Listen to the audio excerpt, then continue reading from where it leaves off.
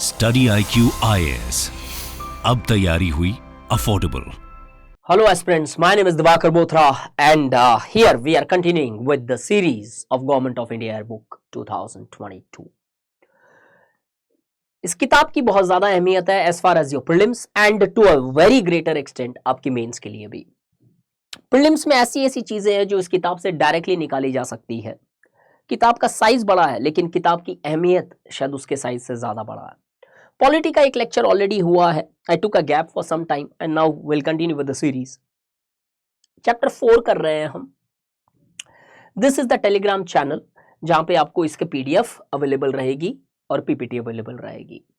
आज का जो टॉपिक है, आई पर्सनली फील ये पॉलिटी में शायद बहुत इंपॉर्टेंट टॉपिक है और बहुत टाइम हम इसको नजरअंदाज कर देते हैं। क्यों? लक्ष्मीकांत में नॉर्मली ये दिया हुआ भी है तो हम पढ़ते नहीं है। और कैसे इंडिया ईयरबुक के अंदर इन्होंने इतने अच्छी तरीके से पॉलिटी दी है कि अगर सिर्फ ये चैप्टर रिवाइज किया जाए तो होलिस्टिकली आपका एक तरीके से पूरा कॉन्स्टिट्यूशन रिवाइज हो जाता है करीबन 25-30 पेजेस के अंदर। और यहां से शायद आपको वो क्रिटिकल पॉइंट्स मिल जाता है जो जरूरी है प्रीलिम्स के अंदर। पार्ट है पार्लियामेंट्री कमिटीज का। पार्लियामेंट्री कमिटीज के अंदर obviously as you know I will not read line by line, ये PPT आपको अवेलेबल होगी तो आप सीधा सीधा पढ़ सकते हो। मैं इसमें कैच पॉइंट्स आपको बताऊंगा कि कौन कौन से पार्ट शायद आपको याद रखने हैं फॉर श्योर। अगर सबसे पहला पॉइंट देखूं तो आर्टिकल 110 आपको याद रखने हैं। क्यों? ये जो कमिटीज है इस कॉन्स्टिट्यूशन के आर्टिकल से रेगुलेटेड है। तो जितनी पार्लियामेंट्री कमिटीज है, चाहे वो एडहॉक हो चाहे वो स्टैंडिंग कमिटीज हो, दैट इज परमानेंट या टेम्पररी या परमानेंट रेस्पेक्टिवली, कॉन्स्टिट्यूशन के अंदर प्रोविजन है। तो कल क्वेश्चन पूछा जा सकता है, the committee system in the parliament is regulated by a constitutional provision. Yes, Article 118 is the article जो इन committees की formulations और other aspects, elections या appointment regulate करता है। और दो टाइप की ब्रॉड कमिटीज है। एक स्टैंडिंग कमिटी होती है जो परमानेंट कमिटी होती है किसी भी हाउस की, चाहे वो राज्यसभा हो, लोकसभा हो या जॉइंट कमिटी हो। और कुछ एडहॉक कमिटीज होती है कि कभी कभार कुछ सिचुएशंस ऐसे आ जाते हैं जहां पे एक पर्टिकुलर कमिटी बनाई जाती है उस पर्टिकुलर किस्से, इशू या प्रॉपर चीज को, लॉ या बिल को स्टडी करने के लिए। तो एडहॉक कमिटीज हमेशा टेम्पररी होती है। एज पर रिक्वायरमेंट उसे अपॉइंट किया जाता है एवरी ईयर बाय ईयर। एक ईयर का टर्म होता है और ये तब तक, और एक ईयर का ही नहीं है, ये कहीं ना कहीं हर बार कंटिन्यू की जा सकती है। और एक पर्टिकुलर टॉपिक जब खत्म हो जाए या फिर इशू खत्म हो जाए तो ये एडहॉक कमिटी डिसॉल्व कर दी जाती है। स्टैंडिंग कमिटी जो है वो परमानेंट कमिटीज है, हमेशा रहती है। अपॉइंटमेंट एक ईयर के लिए होता है और अगले साल कोई और उसके मेंबर्स बन सकते हैं। This is how it goes. तो दो चीजें याद रखनी है, एडहॉक और स्टैंडिंग कमिटी। और तीसरी चीज आर्टिकल 118 याद रही ना रहे, कॉन्स्टिट्यूशन के अंदर इसका प्रोविजन है, वो याद रहना चाहिए। कि कहीं पे भी कल क्वेश्चन ये पूछ सकता है लोकसभा के रूल्स रेगुलेट करते हैं या राज्यसभा के करते हैं, नहीं, कॉन्स्टिट्यूशन संविधान रेगुलेट करता है इस पूरी के पूरे एस्पेक्ट को। पहले देखते हैं स्टैंडिंग कमिटीज। अब नॉर्मली स्टैंडिंग कमिटीज के अंदर आप फाइनेंशियल कमिटीज ही पढ़ते हो, लेकिन यहां पे फाइनेंशियल कमिटी के साथ साथ बहुत सारी ऐसी इंपॉर्टेंट कमिटी है जहां पे आपको फंसाया जा सकता है यूपीएससी में। जैसे सपोज अगर अभी आपको क्वेश्चन पूछूं, among which of the following are the joint parliamentary committees? Committee on Scheduled Caste and Committee on Women Empowerment, Committee on Salaries और General Purpose Committee। अब यहां पे फंस जाओगे, 99% आप शायद इसका आंसर रॉन्ग देने वाले हो। तो मेक श्योर यहां से कुछ कुछ चीजें जो कैच है मैं आपको हाईलाइट करते जाऊंगा और अभी के अभी आप लिखते चले जाओगे, क्योंकि कमिटीज नहीं याद रहनी है, आपको बस याद रखना है कौन सा जॉइंट है, कौन सी सिर्फ लोकसभा में है, कौन सी सिर्फ राज्यसभा में है, क्योंकि फंसाने का गेम यहीं पे खेल सकता है यूपीएससी। स्टैंडिंग कमिटी में जाए तो 3 इंपॉर्टेंट फाइनेंशियल कमिटीज है जो आपने पढ़ी भी है और ये आपको अच्छे से पता है। Committee on public undertakings, COPC, public accounts committee या फिर कमिटी ऑन एस्टीमेट। अब इनका नॉर्मल रोल क्या होता है ये चीज ध्यान रखना। कमिटी ऑन एस्टीमेट को छोड़ के पब्लिक अकाउंट कमेटी या पब्लिक अंडरटेकिंग कमेटी या फिर पब्लिक अकाउंट कमेटी, इन दोनों कमिटीज के अंदर राज्यसभा और लोकसभा दोनों एसोसिएटेड होता है। एस्टीमेट में सिर्फ और सिर्फ लोकसभा के मेंबर्स होते हैं। तो पहला कैच पॉइंट ये पता होना चाहिए, बट नॉर्मली या ऑलमोस्ट एक वेल रेड पर्सन को पता होता है बिकॉज ये कमिटीज आप शायद डिटेल में पढ़ते हो। और आगे बढ़ने से पहले study IQ success in prelims 2023 वाला प्रोग्राम दिसंबर से 31 दिसंबर तक आप एडमिशन लेते हो तो this is the price. and once the sales are done, obviously price will increase a bit, but the still div life will save you or at least save your money in that context. और ये सिर्फ उनके लिए जो 2023 prelims दे रहे हैं। एक right approach होना जरूरी है एंड यहां पे हमारा फोकस उसी अप्रोच के ऊपर होता है। और इससे इंपॉर्टेंट ऑप्शनल का बैच स्टार्ट हो रहा है सोशियोलॉजी, जो मैं खुद बकायदा पूरा डिसिप्लिन पढ़ाऊंगा और हर एक सब टॉपिक कवर किया जाएगा। मैं कैसे पढ़ा रहा हूं, सोशियोलॉजी के बहुत सारे डेमोज हैं जो ऑलरेडी अवेलेबल है। आई विल एंश्योर कि इस कोर्स के बाद न आपको टेस्ट सीरीज ज्वाइन करनी पड़े, ना कोई मटेरियल पढ़नी पड़े, ना कोई किताब पढ़नी पड़े। 4.5 से 5 महीने मुझे दो, ये optional definitely would be in your grip. Use the code DIVLIVE or any other code which you find suitable and take the admission, and 9 January से will start with the batch 3 of sociology. इससे आगे बढ़े तो estimate committee जहां continue करते हैं उस चीज को, एक फाइनेंशियल कमिटी है। पहली चीज क्लियर है कि लोकसभा के ही मेंबर्स इधर रहेंगे। अब नाम एस्टीमेट बताते तो क्लियरली इसका गोल ये होता है कि जो एस्टीमेट दिया गया है क्या सारी चीजें उस एस्टीमेट के अकॉर्डिंगली चल रही है। The estimate committee reports on what economic improvements in organisation, underline कि इकोनॉमिक इंप्रूवमेंट हो सकते हैं कि नहीं, फाइनेंशियल एफिशिएंसी बेटर हो सकती है कि नहीं, कल यूपीएससी पूछेगा। Among which of the following is the purpose of estimate committee? Suggest on economic improvement? Yes, it does. आगे एडमिनिस्ट्रेटिव रिफॉर्म्स, डबल अंडरलाइन कर लेना। एफिशिएंसी और एडमिनिस्ट्रेटिव रिफॉर्म के बारे में भी ये डिस्कस कर सकती है, एडवाइस कर सकती है या सजेस्ट कर सकती है। ये सबसे बड़ा कैच पॉइंट है, इधर नॉर्मली मिस कर जाती हो क्योंकि आपको लगता है फाइनेंशियल कमिटी है। और पॉलिसी अंडरलाइन दी एस्टीमेट में भी अफेक्टेड कि किस तरीके से रिफॉर्म्स होने चाहिए ताकि उस एस्टीमेट का बेटर इंप्लीमेंटेशन हो सके। Examines whether money is well laid out within the limit, कि जितना पैसा पार्लियामेंट ने आपको पावर दिया है खर्च करने का, क्या उतना ही किया है या उससे ज्यादा कुछ हो रहा है और बच गया है तो क्या उसके रीजंस है। ये सारे पहलू एस्टीमेट कमेटी देखती है। बट 2 कैच पॉइंट जो आपको याद रखने, administrative reforms and economic efficiency के बारे में भी ये सजेशन कर सकती है by studying the given reports. और सिर्फ लोकसभा के मेंबर्स होते हैं, राज्यसभा की रिप्रेजेंटेशन नहीं होती है इसके अंदर। आगे जाए तो public accounts committee. Public account committee clearly बताता है कि जो पब्लिक फंड है उसको किस तरीके से मैनेज किया जाए। Public account committee obviously Lok Sabha Rajya Sabha दोनों के मेंबर है, first catch point clear. Committee scrutinises appropriate finance accounts of the government, जो गवर्नमेंट के फाइनेंशियल अकाउंट है उसको स्क्रूटिनाइज करती है, उसकी देखरेख करती है, उसकी परख करती है कि किस हद तक सही है या कुछ इश्यूज है या घोटाला है उस पर्टिकुलर एस्पेक्ट्स में। और सीएजी की रिपोर्ट जो आती है वो यही कमेटी पढ़ती है, उस कमेटी पे विचार किया जाता है। National commission on review and working of constitution NCRWC ने बताया कि कैसे इस पीएससी के पास में राइट हथियार नहीं है सीएजी की कॉम्प्लिकेट रिपोर्ट पढ़ने के लिए। क्यों?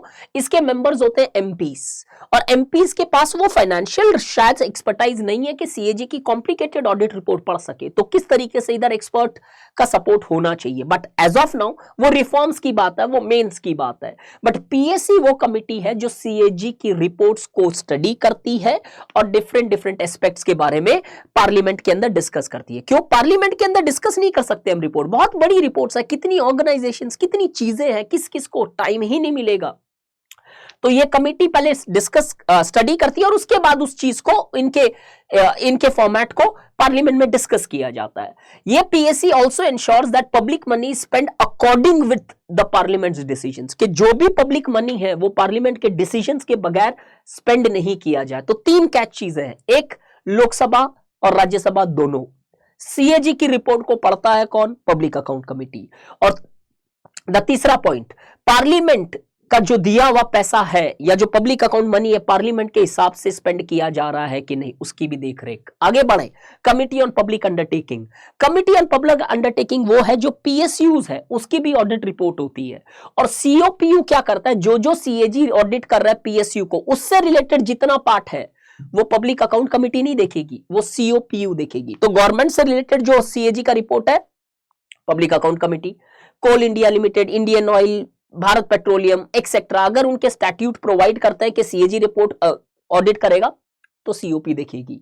अब यहां पे भी प्रॉब्लम आती है, इतनी सारी पीएसयूज है, सीएजी हर किसी को ऑडिट नहीं कर पाता, और जब ऑडिट 4-4 साल के बाद आती है जो एनसीआरडब्ल्यूसी बोलता है, तो सीओपी का वर्क थोड़ा सा इफेक्ट हो जाता है। और ये एग्जामिन भी करती है कि public undertaking are being run efficiently. ये भी ध्यान में रखेगी कि पब्लिक ऑर्गेनाइजेशंस पीएसयू जो है एफिशिएंटली रन की जाए, ना कि इस तरीके से रन की जाए जिससे गवर्नमेंट के पैसों की बर्बादी हो या फिर पब्लिक अकाउंट्स फंड का लॉसेस हो।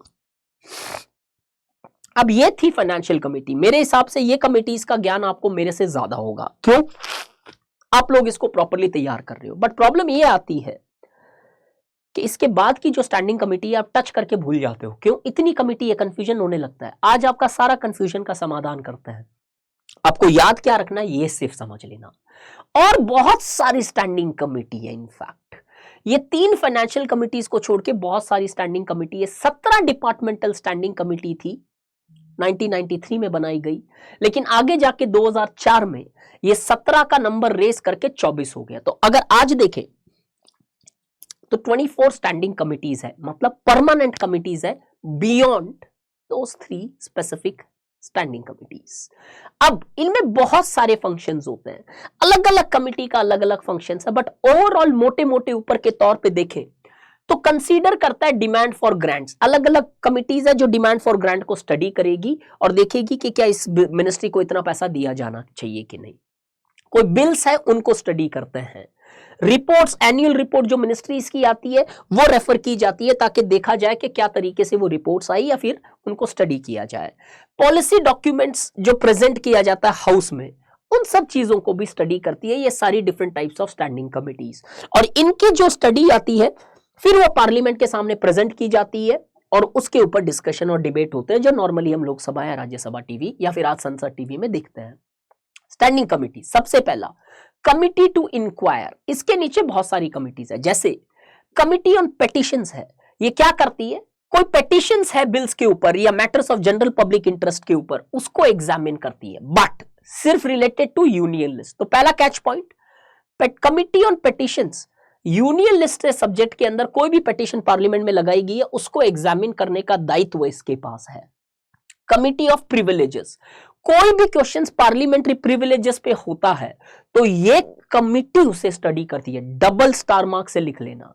कमिटी ऑन प्रिविलेजेस का वायलेशन या चीज देखती है। तो फॉर एग्जांपल स्पीकर और चेयरमैन कमिटी ऑफ प्रिविलेजेस पे रेफर करता है अगर कोई क्वेश्चन रेज होता है किसी के वायलेशन ऑफ प्रिविलेजेस से या पार्लियामेंट की प्रिविलेजेस का वायलेशन या उल्लंघन हो, तो ये कमिटी बहुत इंपॉर्टेंट है। ये स्टडी करती है और फाइनली बताती है कि उसको पनिशमेंट दिया जाए या नहीं दिया जाए, क्या वायलेशन है ऑफ प्रिविलेजेस और नॉट। कमिटी टू स्क्रूटिनाइज, किसी चीज को स्क्रूटिनी करने के लिए बहुत सारी कमिटी बनाई गई है। सबसे पहले कमिटी ऑन गवर्नमेंट अश्योरेंस, जो गवर्नमेंट, आप कई बार सुनते हो ना टीवी के ऊपर लोकसभा राज्यसभा के अंदर कि ये ऑन रिकॉर्ड नहीं जाएगा, ये ऑन रिकॉर्ड जाएगा, वो यहां से समझ में आएगा। कमिटी ऑन गवर्नमेंट अश्योरेंस, जो गवर्नमेंट है, जो मतलब जो the bench which represents the government, अगर वो कोई अश्योरेंस देते हैं तो ऐसा नहीं अश्योरेंस दिया और भूल गया, ये कोई इलेक्शन रैली नहीं है अश्योरेंस दिया और भूल गए, कुछ भी बोल दिया पार्लियामेंट में जाके, नहीं। एक बार अश्योरेंस दिया गया तो एक कमिटी बनाई गई है, कमिटी ऑन गवर्नमेंट अश्योरेंस। क्या वो अश्योरेंस फुलफिल हुए कि नहीं हुए तो मिनिस्टर को कंटिन्यूअसली रिमाइंड किया जाएगा कि साहब आपने ऐसा ऐसा बोला है, इसको फुलफिल करो। तो please make sure, keeps track of all the assurances, promises, undertakings, etc. given by ministers in the house and pursues them if they are implemented or not. वो implement किए जाए तब तक वो pursue करते हैं। तो double star mark on all the standing committee जो अभी आती रहेगी। Committee on subordinate legislation, subordinate legislation क्या होता है? लेजिस्लेशन जहां पे एक पॉलिसी बना दी जाती है, उसके एग्जैक्ट रूल्स क्या बनाने हैं वो इंप्लीमेंटिंग अथॉरिटी पे छोड़ दिया जाता है। सबऑर्डिनेट लेजिस्लेशन या डेलीगेट लेजिस्लेशन भी बोला जाता है। कई लोग तो यहीं पे हार जाएंगे बैटल अगर कल ये आ जाए, among which of the following are the standing committees in parliament? Committee on privileges, committee on government assurance, committee of subordinate. आपको लगेगा रे यार subordinate legislation I am not sure, सुना है कि? मेक श्योर ये सारी कमिटीज का नाम एटलीस्ट याद रहे, ताकि कभी पूछ लिया जाए कौन सी कमिटीज है, कोई एक ऐसा ही नाम डाल दिया तो मत क्लिक कर देना। कमिटी ऑन सबऑर्डिनेट लेजिस्लेशन, वो जितनी सबऑर्डिनेट लेजिस्लेशन बनती है जहां पे so sorry because of the cold, जहां पे एग्जीक्यूटिव्स डिटेल्स लिखते हैं किसी रूल्स के, वो सारे लेजिस्लेशन ये एग्जामिन करती है कि कोई रूल ऑफ लॉ का तो उल्लंघन नहीं है, कोई किसी ना किसी लॉ का तो वायलेशन नहीं है, क्या प्रोसीजर्स फॉलो किए गए हैं कि नहीं है। तो मेक श्योर ये सारे किए जाते हैं। और एक चीज याद रखना, इन कमिटीज के अंदर जो मेंबर्स होते हैं वो कोई मिनिस्टर नहीं बन सकता है, एमपीज बनेंगे, और स्पीकर या चेयरमैन रेस्पेक्टिवली अपॉइंट करता है लोकसभा या राज्यसभा के अंदर। Committee on papers laid on the table examines all the paper on table of the house, जो जो किसी दिन टेबल पे रखे जाते हैं हाउस में, उन सारे पेपर्स को एग्जामाइन करती है। Other than statutory notification, statute को नहीं करता, क्यों? वो सारे यहां सबऑर्डिनेट लेजिस्लेशन में किया जाता है, जिसके ऊपर लॉ है वो पेपर्स ये एग्जामिन करेंगे, जो एक जनरली है वो यहां पे एग्जामाइन होंगे। आगे जाए, committees related to day business, जो डे टू डे सिटिंग्स होती है पार्लियामेंट की, उसके अंदर डे टू डे बिजनेस है, उसे कैसे मैनेज किया जाता है, कैसे कोऑर्डिनेट किया जाता है, किस तरीके से एफिशिएंटली उस चीजों को आगे प्रोग्रेस कराया जाता है। First, business advisory committee, 5 star marks जितना इंपॉर्टेंट है ये, वो रेकमेंड करता है allocation of time of government, किस किस को कितना टाइम दिया जाए और बिजनेस कैसे किया जाए। बिजनेस का मतलब है यहां पे कोई काम धंधा नहीं है, बिजनेस नहीं कर रहे हैं, वो किस तरीके से डिस्कशन हो, किसको कितना टाइम अलोकेट हो, बिजनेस एडवाइजरी कमिटी करती है। यहां पे committee on private members bill, ये सिर्फ और सिर्फ लोकसभा में है। राज्यसभा में क्या प्राइवेट मेंबर्स नहीं हो सकते हैं क्या? बिल हो सकते हैं। क्यों? कोई individual private member bill introduce कर सकता है। अब वो कौन करेगा सर फिर इधर? ये तो है ही नहीं ऐसी कमिटी। वहां पे ये काम किया जाएगा बिजनेस एडवाइजरी कमिटी से। यहां पे लिखा है it is the business advisory committee of the house of Rajya Sabha जो एग्जामिन करेगी। तो ये याद रखना, business advisory committee Lok Sabha Rajya Sabha दोनों में होती है। अब ये सारी कमिटीज होती है दोनों में। Business advisory committee private members bill को नहीं देखती है लोकसभा में, क्यों? उसके लिए अलग कमिटी है। राज्यसभा में प्राइवेट मेंबर्स बिल अगर प्रेजेंट किए जाते हैं तो बिजनेस एडवाइजरी कमिटी उसको स्टडी करती है। रूल्स कमिटी, किस तरीके से कंडक्ट हो, डे टू डे डेकोरम कैसे हो हाउस के अंदर, उस चीज के बारे में ये स्टडी करती है। Considers matters of procedures and conducts of business in the houses and recommends amendments और एडिशंस टू द रूल्स। एक और कमिटी है, committee on absence of members from the sittings of house. कई बार 99% एमपी तो ऐसे ही है, प्राइम मिनिस्टर हमारे सबसे बड़े खिलाड़ी हैं जो आधे टाइम तो हाउस में प्रेजेंट ही नहीं होते हैं, और जब होते हैं तो उनका एक कुछ स्पेसिफिक पॉइंट होता है, उसी के ऊपर स्ट्रेस हो जाता है पूरा हाउस। तो मेक श्योर, बहुत सारे लोग हैं जो डायरेक्टली अटेंड नहीं करते हैं हाउस, वो उसके लिए committee on absence of members from the sittings of the house. आपको पता होना चाहिए, डिस्क्वालीफाई कर दिया जाएगा अगर नंबर ऑफ सिटिंग्स नहीं हो, अटेंड नहीं होता है without prior notifications. Considers all application of members for leave or absence from sittings of the house।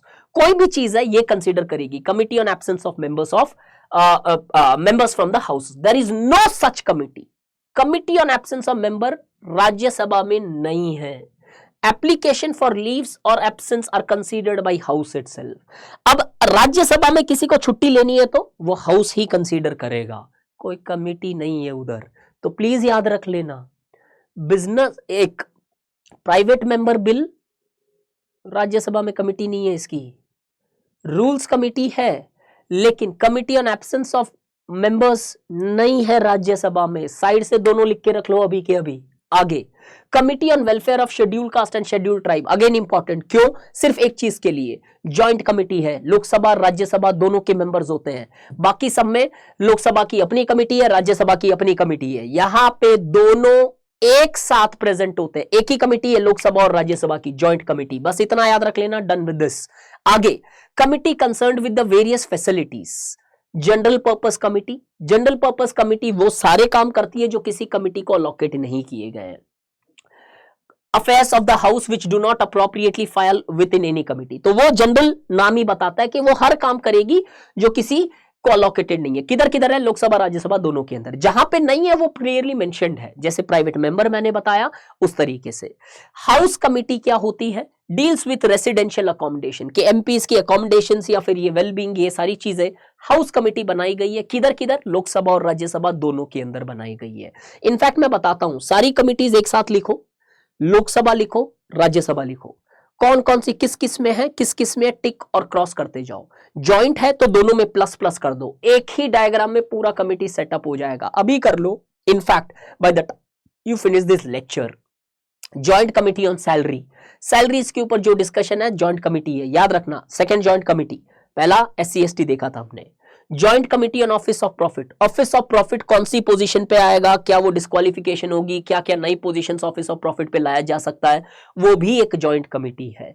तो ऑफिस ऑफ प्रॉफिट, सैलरीज के अंदर, और हमने SC/STs भी देखी है, ये सारी की सारी जॉइंट कमिटीज है। बिसाइड क्या, पब्लिक अकाउंट कमिटी और CO committee on public undertakings, वो तो जॉइंट कमिटी थी। लाइब्रेरी कमिटी फिर एक जॉइंट कमिटी है। लाइब्रेरी कमिटी जो संसद की लाइब्रेरी मैनेज करती है, वो भी राज्यसभा लोकसभा की एक जॉइंट कमिटी है। और 1997 में committee on empowerment of women बनाया गया, और वो अगेन एक जॉइंट कमिटी थी, और है इनफैक्ट लोकसभा और राज्यसभा दोनों में है। और एथिक्स कमिटी बनाई गई, इसके अंदर थोड़ा सा कैच है, ये ध्यान से अलग से लिखना। 1997 में एथिक्स कमिटी राज्यसभा में बनाई गई, और बाद में जाके 2000 के अंदर ये लोकसभा में भी बनाई गई। तो 2 पॉइंट याद रखनी है। एथिक्स कमिटी है जो लोकसभा राज्यसभा दोनों में है, लेकिन पहले किस में बनाई गई, राज्यसभा। कल स्टेटमेंट आ सकता है, among which of the following statements are correct with respect to ethics committee. Ethics committee is a joint committee, first statement. Second, ethics committee was first formed in Lok Sabha and then was established in Rajya Sabha. Normally students इसे सही मार देंगे, लगेगा हाँ यार लोकसभा ज्यादा है, elected house है, इंपॉर्टेंट लगता है, दिमाग में आपका कॉमन सेंस हिट करने लगता है। रॉन्ग, पहले राज्यसभा में बनी फिर लोकसभा में बनी। तो प्लीज मेक श्योर कि ये सारी स्टैंडिंग कमिटीज में जितना बताए उतना लिखना है, आपको डिटेल नहीं लिखनी है क्या करता है, कौन सी जॉइंट है, किस में कौन सी नहीं है, कौन सा रोल कौन परफॉर्म करती है। जैसे business advisory committee private members वाला रोल परफॉर्म करती है राज्यसभा में। ये 5-6 पॉइंट लिखे, आपका सिस्टम डन है। क्यों हिट आपको इसी कंफ्यूजन में करेगा यूपीएससी।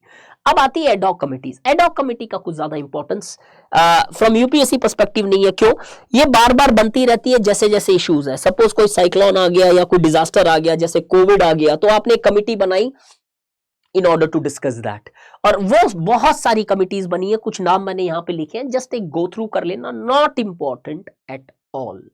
इससे आगे जाए तो कुछ जॉइंट कमिटीज बनाई जाती है बिल्स के ऊपर, अगेन एडहॉक कमिटीज ही है कि कुछ बिल्स के लिए जॉइंट कमिटीज बनाई जाती है ताकि एक बेटर ओपिनियन मिल सके। तो अगेन एडहॉक कमिटी। अब ये सारा था कमिटी सिस्टम्स। इसी के साथ साथ गवर्नमेंट ऑफ इंडिया बुक में इसका एक स्पेसिफिक प्रोविजन था, लीडर ऑफ अपोजिशन। हम देखते हैं कि कैसे leader of opposition Rajya Sabha and Lok Sabha दोनों में होते हैं, पहली चीज, और दोनों को स्टैट्यूटरी रिकॉग्निशन दी गई है। कैसे, सैलरी और other suitable facilities are extended them through a separate legislation. एक सेपरेट लेजिस्लेशन बनाई गई है पार्लियामेंट के अंदर जो इसे स्टैट्यूटरी रिकॉग्निशन देती है। कब बनाई गई, 77 में बनाई गई है। तो प्लीज मेक श्योर ये सारा इसका सैलरी और एवरी एस्पेक्ट रेगुलेट करता है। तो कल आपको ये पूछ लिया जाए, leader of opposition is a convention, no, leader of opposition एक लॉ के हिसाब से बनाया गया इंडिया में, कोई कन्वेंशन नहीं है कि जब चाह बना लिया जब चाह छोड़ दिया, no, that's not the case. अब आता है एक important aspect, ministry of parliamentary affairs. Government of India yearbook में काफी पेजेस इसको डेडिकेट किए गए हैं। जितने पॉसिबल एस्पेक्ट्स इंपॉर्टेंट लगे मुझे यूपीएससी, मैंने सारे कवर किए हैं। पहला, ministry of parliamentary affairs is interested with coordinating, planning and arranging government business in both the houses. ये मिनिस्ट्री है जो गवर्नमेंट का सारा बिजनेस मैनेज करती है। समझ लो कि ये एक मैनेजर है गवर्नमेंट की पार्लियामेंट के अंदर, कैसे कैसे किस किस चीज को, कौन सा बिल प्रिंट करना है, किसको देना है, किस सबको कैसे डिस्ट्रीब्यूट होना चाहिए। सिटिंग से पहले सारों सबके पास में बजट अवेलेबल हो, बजट सेशन है तो हर किसी को दिया जाता है। तो मतलब it's like a distributing organization, हर चीज मैनेज करेगी गवर्नमेंट का। तो गवर्नमेंट का एक इवेंट मैनेजर है as far as the parliament is concerned. Organizes all India whip conference. ये याद रख लेना कि ऑल इंडिया विप कॉन्फ्रेंस होती है, हर पॉलिटिकल पार्टी की एक विप होती है और वो कॉन्फ्रेंस ऑर्गेनाइज करती है पार्लियामेंट नहीं, पार्लियामेंट्री अफेयर मिनिस्ट्री। आगे जाए, administrative ministries is required to send replies to concerned members as soon as possible, preferably within month. जो क्वेश्चंस आप देखते हो पूछे जाते हैं, जो उसके स्टार्ड अनस्टार्ड और वो सारे क्वेश्चंस, उनके जो कुछ रिटन रिप्लाईज होते हैं वो ये मिनिस्ट्री सेंड करती है। तो फाइनेंस मिनिस्ट्री पार्लियामेंट्री अफेयर्स को भेज देती है और ये इंश्योर करती है कि वो रेस्पेक्टिव क्वेश्चन जिसने पूछा है उधर 1 महीने के अंदर उसको रिप्लाई भेज दिया जाए। तो फाइनेंस मिनिस्टर साहब नहीं लिख रहे हैं रिप्लाई, इनके पास आता है और ये फाइनली सेंड करता है। I am so sorry guys because of the severe cold which I have. After question hour in Lok Sabha, member raises the matters of urgent importance 12 बजे, और Rajya Sabha members raise matters of urgent public importance at 11। ये मैंने सिर्फ एक general understanding के लिए लिखा है, 11 बजे और 12 बजे। तो याद रखना राज्यसभा के अंदर पहले स्टार्ट होता है व्हेन कंपेयर टू लोकसभा। क्यों? किसी दिन यूपीएससी ने डिसाइड कर लिया कि आपको कंफ्यूज करना ही करना है, आपको छोटी छोटी चीजों में फंसाना है, स्टेटमेंट देगा। क्वेश्चन आवर जो है लोकसभा में पहले होता है व्हेन कंपेयर टू राज्यसभा, तो ये याद रख लो क्लियरली। राज्यसभा में 11 बजे होता है, लोकसभा में 12 बजे। ये छोटी छोटे पहलू क्या होता है, you need a right mentor to make you catch those catch. तो प्लीज मेक श्योर इस तरीके से पढ़ो इस चीज को। और पार्लियामेंट्री अफेयर्स मिनिस्ट्री की मैंने काफी डिटेल लिखी है। मैंडेटरी नहीं है मिनिस्टर्स को often react to the point mates, but yes कोई रिप्लाई अगर भेजना है तो this is the ministry. Implementation report अगर किसी मिनिस्ट्री से आती है, जो जो अश्योरेंस दिए हैं उसको भी ये स्टडी करती है, और उस चीज को भी कहीं ना कहीं ये भी इंश्योर कराती है कि जो अश्योरेंस दिए गए हैं वो इंप्लीमेंट किए जाए बाय रेस्पेक्टिव मिनिस्ट्रीज, बाय उनको रिमाइंड करके, अरे भाई करो, आपने अश्योरेंस दिया है, करो, आपने अश्योरेंस दिया है। नेशनल ई विधान एक ई गवर्नेंस प्रोजेक्ट है जो पार्लियामेंट को कहीं ना कहीं इलेक्ट्रॉनाइज करना चाहता है, कि पेपरलेस पार्लियामेंट की बात है। जैसे क्या बोलते हैं, ई ऑफिस प्रोजेक्ट है गवर्नमेंट ऑफ इंडिया का एडमिनिस्ट्रेटिव मिनिस्ट्रीज के लिए, एडमिनिस्ट्रेशन के लिए, वैसे ई विधान है। ई विधान का सारा कर्ता धर्ता जो है पार्लियामेंट्री अफेयर्स मिनिस्ट्री में है। क्या है ये? नोडल मिनिस्ट्री है फॉर द इंप्लीमेंटेशन ऑफ ई विधान। इधर क्या किया जाएगा कि आपसे कोशिश करेंगे कि जितने बिल्स है आपको इलेक्ट्रॉनिक फॉर्मेट में मिले, ना कि पेपर फॉर्मेट में। It's a sort of climate change के लिए कुछ किया गया हुआ एस्पेक्ट। तो ये जरूर एक बार पढ़ लेना, जस्ट बिकॉज कल अगर क्वेश्चन आ सकता है, among which of the following factors are correct with respect to national e Vidhan, तो ये प्लीज पढ़ लोगे तो things would be sorted out. और ये मत समझना रहे 50 ई प्रोजेक्ट है कैसे पढ़ना है, ये इंडिया बुक में है, आपके लिए सबसे इंपॉर्टेंट है, और 100% पढ़ना है चाहे कुछ भी हो जाए। तो अगर हम देखें, this was the today's lecture, जहां पे मैंने मिनिस्ट्री ऑफ पार्लियामेंट अफेयर्स के बारे में जनरली डिस्कस किया और कैच पॉइंट्स बताया, और स्टैंडिंग और एडहॉक कमिटीज में एक ई गवर्नेंस प्रोजेक्ट है जिसकी डिटेल्स भी मैंने इधर लिखी है। तो प्लीज मेक श्योर आप इस तरीके से पॉलिटी पढ़ोगे जहां पे the catch is more important. I will see you in the next class with the new lecture of Indian polity, and we'll wind up Indian polity with that, and we'll start with a new chapter. Thank you so much. Have a real nice day ahead, and yes, happy new year to all of you, and have a fabulous new year. Thank you. Study IQ IAS, अब तैयारी हुई affordable.